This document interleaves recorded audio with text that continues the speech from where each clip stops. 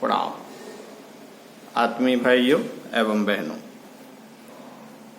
सफल जीवन की दिशा धारा पुस्तक, लेखक ब्रह्मवर्चस,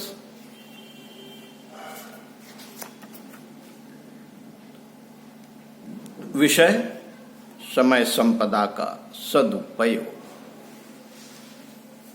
आइए आपको पढ़कर सुनाता हूं। मनुष्य के पास ईश्वर प्रदत्त पूंजी है समय। समय संसार की सबसे मूल्यवान संपदा है। यह वह मूल्यवान संपत्ति है जिसकी कीमत पर संसार की कोई भी सफलता प्राप्त की जा सकती है। समय का सदुपयोग करने वाले व्यक्ति कभी भी असफल नहीं हो सकते। कहते हैं कि परिश्रम से ही सफलता मिलती है, किंतु परिश्रम का अर्थ भी समय का सदुपयोग ही है। मनुष्य कितना ही परिश्रमी क्यों न हो, अपने परिश्रम के साथ समय का सामंजस्य नहीं करेगा तो निश्चय ही उसका श्रम या तो निष्फल चला जाएगा अथवा अपेक्षित फल न दिला सकेगा।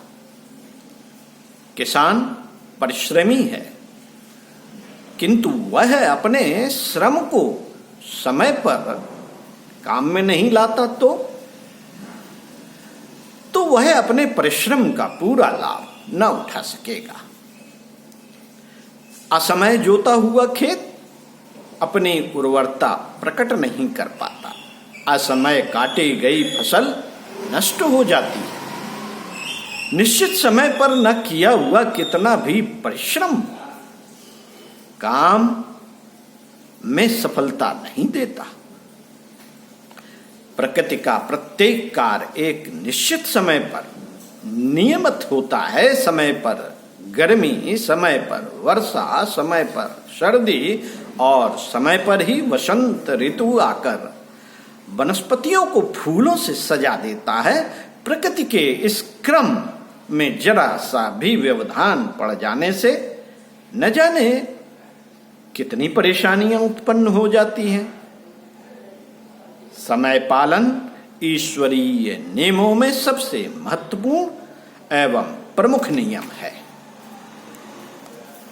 साथियों, मनुष्य का समय मनोयोग एवं परिश्रम पूर्वक की किसी दशा में भी लग जाए, क्या मनुष्य का समय मनोयोग एवं परिश्रम यदि किसी भी दिशा में लग जाए, उसी में चमत्कार उत्पन्न हो जाएगा। संसार के महापुरुषों की प्रधान विशेषता यही रही है कि उन्होंने अपने जीवन का एक एक क्षण निरंतर काम में लगाए रखा, वह भी पूरी दिलचस्पी और श्रमशीलता के साथ। यह रीति नीति जो आदमी अपना ले और अपने जीवन क्रम की दिशा निर्धारित कर ले, वह हर क्षेत्र में सफलता की ऊंची मंजिल पर सहज ही पहुंच सकता है। मनुष्य की सामर्थ्य का अंत नहीं, पर कठिनाई इतनी ही है कि वह चारों तरफ बिखरी और अस्त व्यस्त पड़ी रहती है। क्या मनुष्य की सामर्थ्य जब बिखर जाती है, बिना किसी लक्ष्य के इधर उधर पड़ी रहती है, तो उसका क्या लाभ?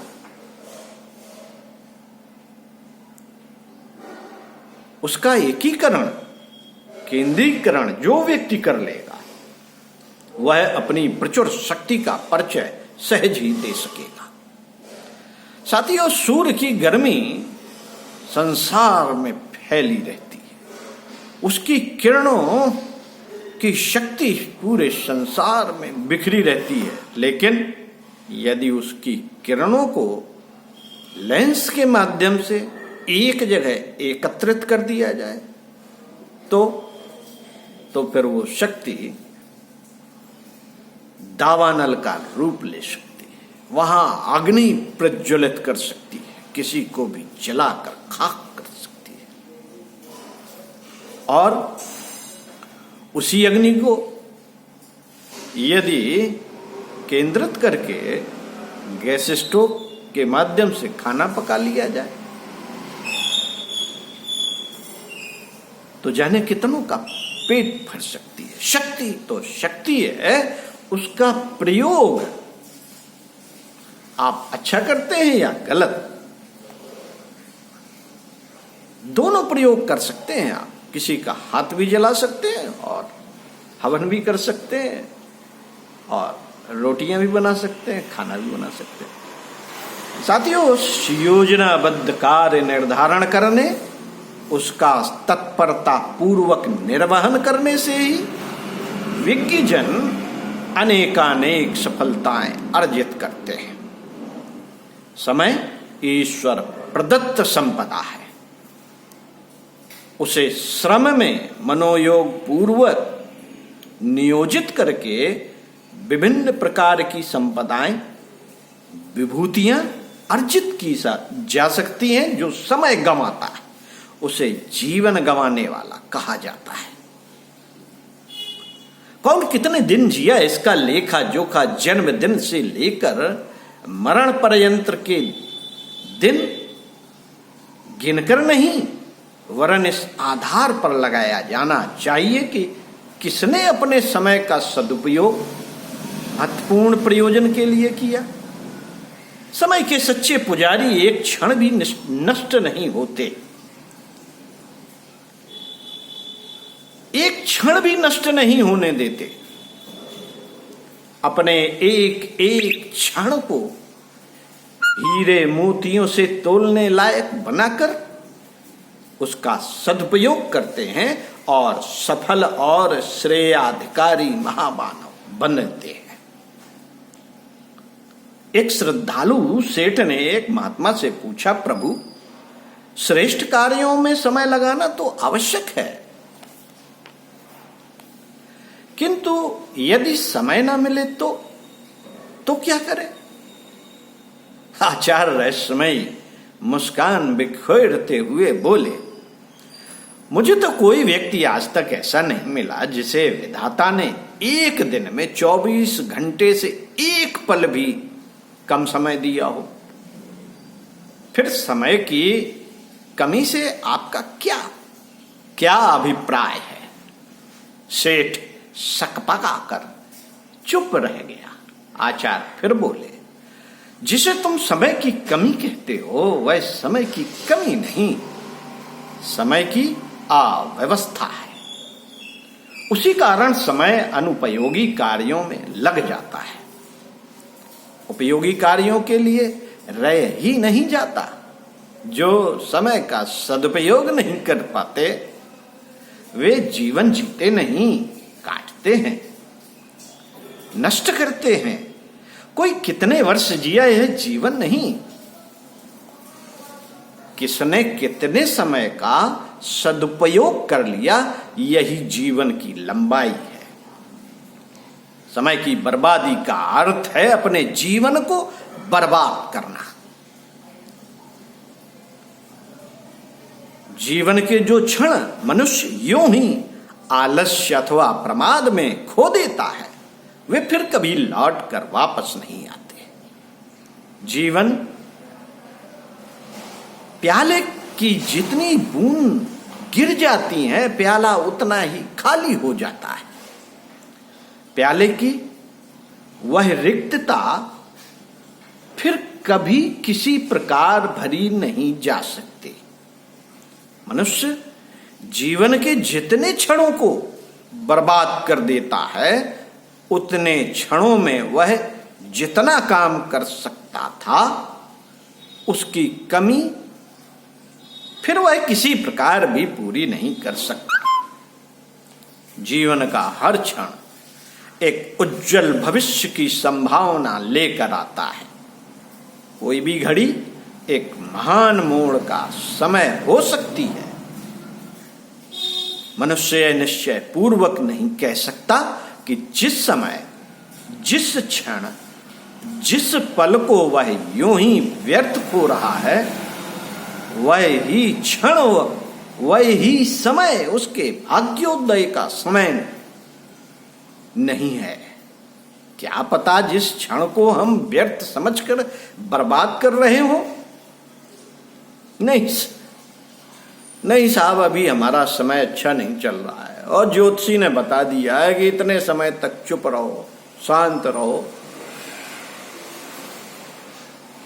तो जो 6 महीने 7 महीने 8 महीने का समय आपको मिला था, उसको आप यूं ही शांत रह के कमा देते हैं, पुरुषार्थ नहीं करते हैं, योजनाएं नहीं बनाते हैं और चलते नहीं हैं।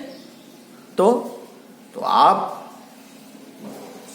का वो समय भी भाग्योदय का समय हो सकता था, लेकिन आपने उसका महत्व नहीं समझा।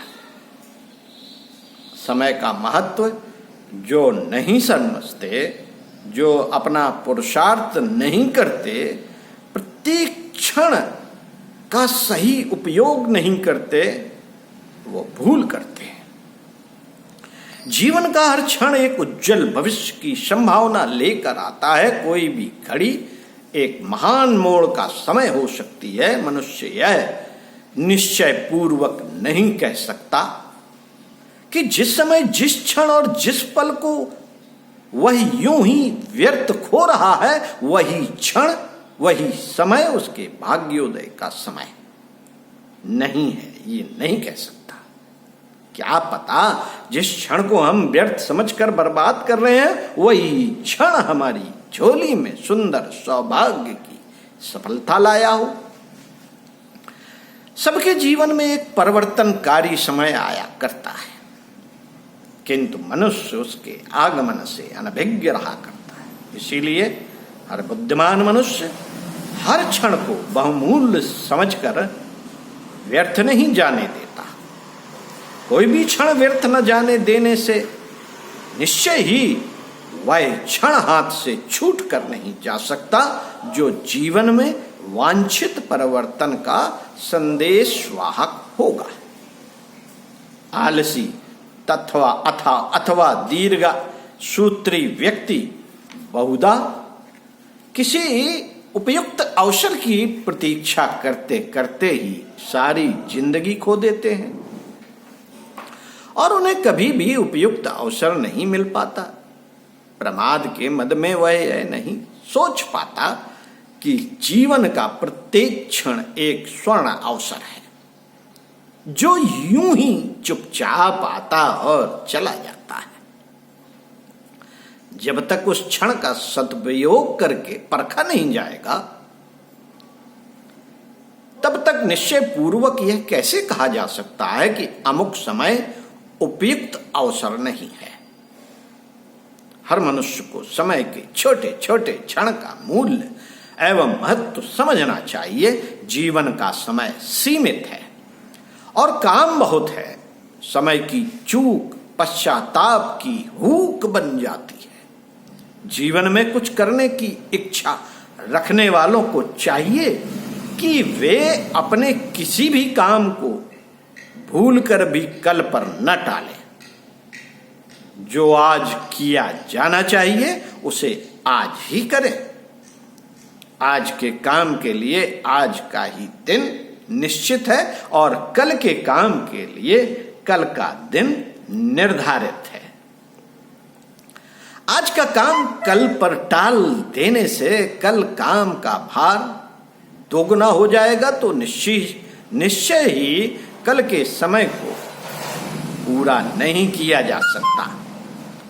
जिस स्थगनशील स्वभाव तथा दीर्घ सूत्री मनोवृत्ति ने आज का काम आज नहीं करने दिया, वह कल करने देगी, ऐसा नहीं माना जा सकता। स्थगन को और क्रिया को प्रोत्साहित करती है। यह प्रकृति का एक निश्चित नियम है। कल के काम का दबाव काम को बेकार बना देता है। जो रोज ही कर ही पूरा होता है, ऐसा होने से अभ्यास बिगड़ता है और उसका विकृत प्रभाव नए काम पर भी पड़ता है।